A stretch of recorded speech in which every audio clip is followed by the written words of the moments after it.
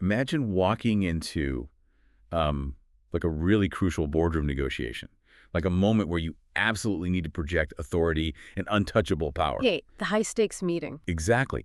And your immediate human instinct in that situation is to add armor. You put on the sharpest tailored suit, Yeah. you carefully apply your makeup, you maybe spend an hour styling your Let hair. me throw on a luxury watch. Yeah, exactly.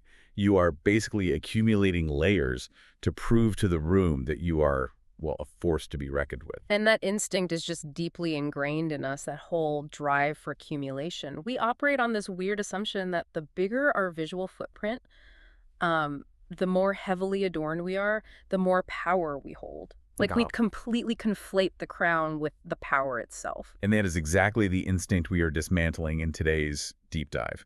Because, well, what if the absolute pinnacle of sovereignty, like the ultimate display of untouchable power, isn't actually about what you can put on? But what you're willing to violently strip away. Yes.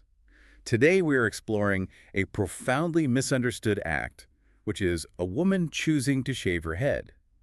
We've got this fascinating collection of sources today centered around the concept of the sovereignty of the bare head. It's such a rich topic. It really is. And our mission for you listening today is to explore the ancient mythological and, intensely personal reasons behind this choice. We're going to weave together goddess mythology, actual physical somatic practices, and modern social psychology. Right, to basically understand why removing your hair isn't a loss of identity, but an act of radical sovereignty. It fundamentally rewires how we perceive approachability. Totally. Okay, let's unpack this because I want to start by looking at the Sumerian myth of Inanna. Our sources use this as kind of the psychological blueprint for the entire concept. Yeah, Inanna's descent into the underworld is such a perfect starting point. Right, because before we can even touch on the modern shock of, say, a shaved head in a coffee shop, we really have to understand how the ancient world viewed the deliberate removal of adornments. And this myth paints an incredibly vivid picture of that. So to enter the underworld, Inanna has to pass through 7 distinct gates. 7 gates, right? Yeah, and at every single gate, the guardians basically force her to hand over a piece of her royal identity. Like what kind of pieces are we talking about? Well, she gives up her crown, a measuring rod, a lapis lazuli necklace, her breastplate, a ring, a pectoral, and finally her actual royal garment. Wow. And what's really crucial here is understanding the psychological weight of those specific items. Like, a breastplate isn't just jewelry, it's literal armor protecting the heart. Right, it's defensive. Exactly. And a measuring rod represents the metrics and standards by which a ruler judges the world. And, by which she is judged in return, she is being forced to systematically dismantle her own defenses. Until she basically arrives in the underworld completely naked and bowed. I was thinking about this, and it's kind of like a modern luxury unboxing video. Oh, that's an interesting way to put it. Yeah, but run in reverse. Like, instead of unboxing a designer bag to show everyone your status, the ultimate divine power move is unarmoring yourself entirely. Right, shedding the status symbols. Exactly. It's like the text asserts that mortals take a lifetime to learn what these ancient stories say the goddesses already know, which is that your power and your ornamentation are 2 entirely different things. If we connect this to the bigger picture, it makes total sense. Because a crown is an external object. Right. It can be given to you by a society, which means it can be taken away by that same society. So the most sovereign act isn't wearing the crown. It's taking it off. Yes, the sovereign act is the deliberate, conscious removal of what the world expects you to wear. And you actually see this exact same logic mirrored in Hindu traditions, too, with the goddess Kali. Oh, right, Kali. Yeah, if you look at Durga, she is this radiant, heavily armored warrior goddess. She rides a tiger. She holds weapons in her many hands. A very classic display of power. Right. But when Kali emerges from Durga's forehead, Kali is already stripped of everything soft or defensive. She doesn't need armor. Her only adornment is, literally, a garland of skulls. Wow. And you also see it in Celtic mythology, right? With the Rahura. Kali, the divine hag of winter. Oh, yeah, the winter hag. She doesn't appear in the spring draped in beautiful floral finery. She reflects the winter landscape itself. I mean, think about how a landscape actually survives a brutal, freezing winter. It doesn't put on more leaves. Exactly. It sheds every single decorative flower and leaf it has. It strips down to bare wood and hard rock just to endure. It's survival through subtraction. Right. And now, just to be completely clear for you listening, We are presenting these mythological stories strictly as the psychological frameworks provided by our sources. Yeah, we're not endorsing them as literal historical Right, we're truths. impartially exploring these ancient blueprints to understand the underlying logic. But as metaphors for human behavior, I mean, they are Oh. just staggering, They really establish a baseline rule for this entire discussion, which is that the stripping away of the external is the claiming of the internal. which naturally pushes the conversation from shedding clothes and jewels to, well, the physical body itself. Like, if shedding adornments equals claiming power, why is hair the ultimate adornment to shed? Well, the sources actually frame hair as this sort of cosmic mythology. They describe it as a literal antenna. An antenna, that's so wild to think about. Right. In many sacred feminine traditions, hair is never treated as just a cosmetic feature or like dead protein. It is viewed as a visible emanation of your energy field, Wow. a literal extension of a person's life force that reaches out and interacts with the world around them. And there's this brilliant breakdown in the text into three distinct states of hair. The first state is unbound hair. Yes, the wild hair. Exactly. This goes back to those fierce, wild Shakti forms in Hindu Mm. mythology. Figures like Kali, Chinnamasta, or the group of goddesses known as the Mahavidyas. Right. When their hair is depicted flying wildly around them, it's a specific signal. Hmm. It basically means their power is unmanaged. It is raw, it is chaotic, and most importantly, it is not being contained to make the people around them feel safe or comfortable. Yeah, the unbound hair is basically a flat refusal to be neatly categorized, which leads directly to the second state, which is bound hair. Right, pinning it up. Tying the hair back, braiding it, pinning it up tightly. This is referred to in the sources as entering the civilized agreement. I really want to dig into that term, the civilized agreement, because the mechanics of it are fascinating. When a woman physically pins her hair back, she is literally restricting her own physical footprint. Hmm. She is tying up her energy so it doesn't spill over into someone else's space or catch on the machinery of daily life. It's very practical, but also deeply symbolic. Exactly. It's a visual contract that tells society, I am conforming my wildness to fit neatly into this professional or social box. I am managing myself so I don't disrupt you. It is the absolute ultimate signal of approachability and compliance. Which brings us to the third state. The shaved head. Right. The state that these ancient mythologies enact constantly but rarely name explicitly, which is removing the hair entirely, shaving the head. I have to admit, I actually really struggled with this part initially. I have to push back on the logic here a bit. Okay, let's hear it. Well, if unbound, flowing hair Hmm. represents this fierce, uncontained life force, right? And hair acts as this cosmic antenna, Yeah. isn't taking a razor and shaving it all off a suppression of that exact power? Like, aren't you essentially cutting off your own antenna? That is the exact paradox at the heart of this entire concept. It really feels like a loss, but it's actually the most concentrated form of that power. How so? Think about the institutional renunciants, like a Buddhist nun who shaves her head on the day of her ordination, or renunciants across various Hindu ascetic traditions. By shaving their heads, they aren't losing their power. Okay. They are preventing the symbol of their power, which is the hair, from being mistaken for the power itself. Oh, wow. Refusing to let the symbol be mistaken for the thing itself. That Yeah. completely flips the perspective. Right. It creates what philosophers call radical ontological clarity. Ontological clarity. Okay, break that down for us. Yeah, so ontology is just the study of being or existence. So ontological clarity means stripping away all the external labels society uses to define you. Like your job or your relationship status. Exactly. Your job, marital status, your level of conventional attractiveness, until you are left with just the pure, undeniable fact that you exist. The shaved head is a physical declaration. It says, I am not what grows from me. I am not what you can evaluate. I am the solid ground beneath all of that. I am the solid ground beneath all of that. Yeah, I love yeah. that quote from the text. It fundamentally shifts the focus from what a person produces to what a person simply is. Yes. But, it's easy to understand this logic in the vacuum of an ancient myth or like behind the closed doors of a secluded monastery. Right, where it's expected. Exactly. But real life doesn't happen in a monastery. Here's where it gets really interesting. What happens when a modern woman takes this ancient sacred logic and enacts it in, say, aisle 4 of a regular grocery store? Oh, it creates an intense, often unspoken social friction. It really does. To understand why a bald woman in a grocery store makes people so uncomfortable, we really have to look at the sheer burden of hair in the contemporary world. It's a huge burden. For women, hair is the primary site of persistent, intimate social management. It is exactly where beauty culture lands the absolute hardest. It functions as an agreed-upon social uniform, basically. Say. Every single day, society asks women to negotiate their identity and their approachability through their hair. Like if it's a messy bun, maybe she's relatable and busy. Right. If it's a sleek bob, she's all business and shouldn't be crossed. If it's heavily styled, she cares about social approval. There is this exhausting daily negotiation of the self. And when a woman shaves her head, she abruptly steps out of that negotiation entirely.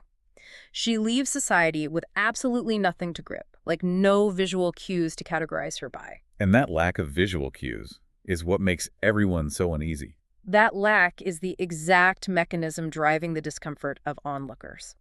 In historical traditions, like the priestess lineages in ancient Egypt or temple devotees in South India, shaving the head was an institutionalized rite. It had a specific, known context. Exactly. It was understood culturally as a clearing of the auric and somatic field. Okay, let's define those terms quickly, just to be precise for the listener. Hmm. The auric and somatic field essentially refers to a person's invisible bubble of personal space, right?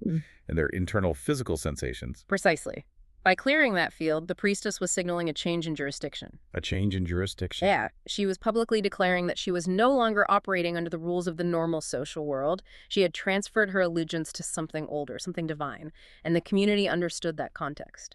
But the woman in the grocery store today is enacting this ancient rite completely outside of those institutional walls. Like she is literally just buying apples. Yeah. Yet she is walking through a mundane space with a bare skull, projecting what our sources call an unreadable serenity. And it deeply unsettles the people around her, even if they have absolutely no idea why. They can't articulate it, but their unconscious is definitely recognizing it. They aren't just looking at a woman with a drastic haircut. Deep down, something very old in the human psyche is recognizing that an ancient boundary has been crossed. Wow. They are witnessing someone who has opted out of the management system entirely. A woman who refuses to manage her appearance for the comfort of others acts as a very jarring mirror for a society that is entirely built on those agreements. Because if she can just effortlessly opt out of the civilized agreement, what does that mean for everyone else who is still, rigorously curling and spraying and pinning their hair every single morning? It makes them question it all. It really does. It is a deeply subversive act. So if the social buffering of hair is completely gone, what is physically and spiritually exposed underneath? That's the real core of the text's argument. Right. This brings us to the actual somatic physical experience of the woman herself. There is a profound exploration here of the skull as sacred architecture.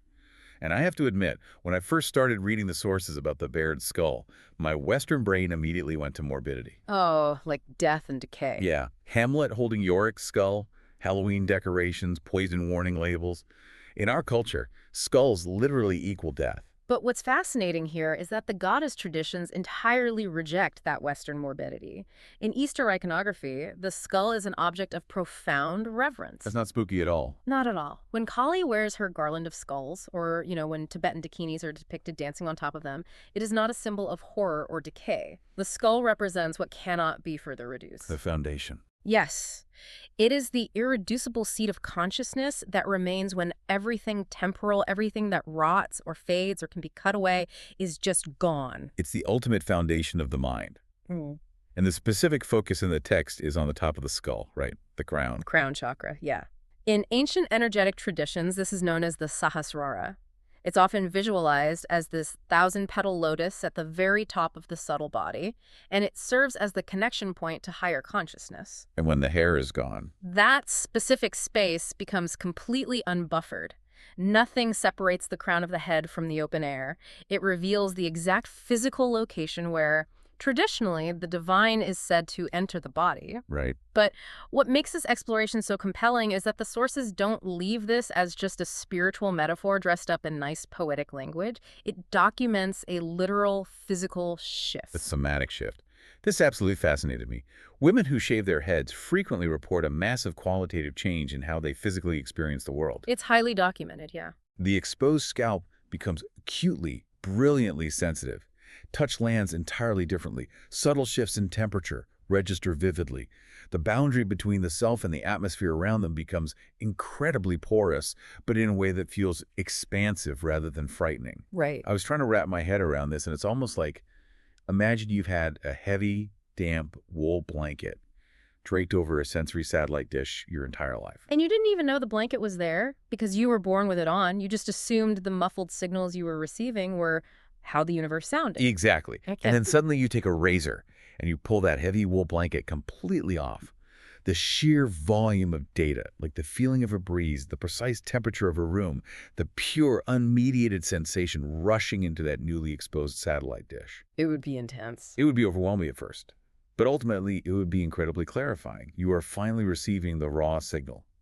The sources refer to the bared skull not as a lack of hair, but as an actual instrument. It becomes an instrument of direct perception. When you remove the hair, you aren't just dropping a social signal, you know? Hmm. You are physically altering your sensory interface with reality. Wow. You are dismantling the literal buffer between your seat of consciousness and the atmosphere.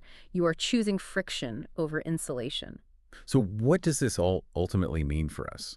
Because we've journeyed from Inanna systematically dropping her royal jewels at the gates of the underworld to the cosmic antenna of unbound hair down aisle 4 of the modern grocery store, all the way to the literal firing nerve endings on a bear scalp. It's been a ride. It has. Yeah. And it all points back to why this decision is made. And the underlying logic is wonderfully definitive. The mythological goddess, or the modern woman embodying this archetype today, does not go bald because she is ill. Right. She does not do it because she has been devastated or emptied out by some horrific trauma. It is never an act of subtraction born from a deficit. It happens at a very specific, undeniable threshold of self-knowledge. A threshold where the continued daily effort to look approachable, to constantly negotiate her identity through the manipulation of her hair, it basically becomes a performance she simply cannot sustain with any kind of honesty anymore. Because her power is in her presence, not her presentation. Yeah. She goes bald because the Kalish doesn't stop to ask permission before bringing the winter frost, you know. Yeah. Because Kali didn't pause to wonder if the demons would find her hairstyle attractive before she walked onto the battlefield. Exactly. She does it because the bare head is, in its own profound way, a crown.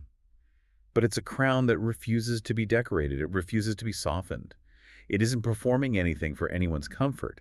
It is just the actual, undeniable shape of the divine, wearing only itself. And this raises an important question because it brings this entire ancient and complex framework right to our own doorsteps. You do not have to shave your head to feel the weight of the hair, so to speak. Oh, absolutely not. We all deeply understand the sheer exhaustion of managing how we are perceived by the world. We all know the heavy burden of that civilized agreement and the daily performance required to assure society that we are safe, neat, and compliant. Yeah, you definitely don't need a razor to understand the desire to just stop performing. Which brings us back to where we started today, thinking about that boardroom and how we instinctively put on armor and add layers just to feel powerful. We're all doing it in our own ways. We really are. So I want to leave you with this final thought to mull over as you go about your day. If physical hair is the most visible layer of social management, like the most obvious way we try to make ourselves approachable, what invisible adornments are you carrying right now? That's a great question. What psychological or behavioral hair are you carefully styling, hairspraying, and pinning up every single day just to ensure the world finds you comfortable to be around? And what would it actually feel like to finally shave that off, drop the performance, and just be the solid, irreducible ground beneath it all?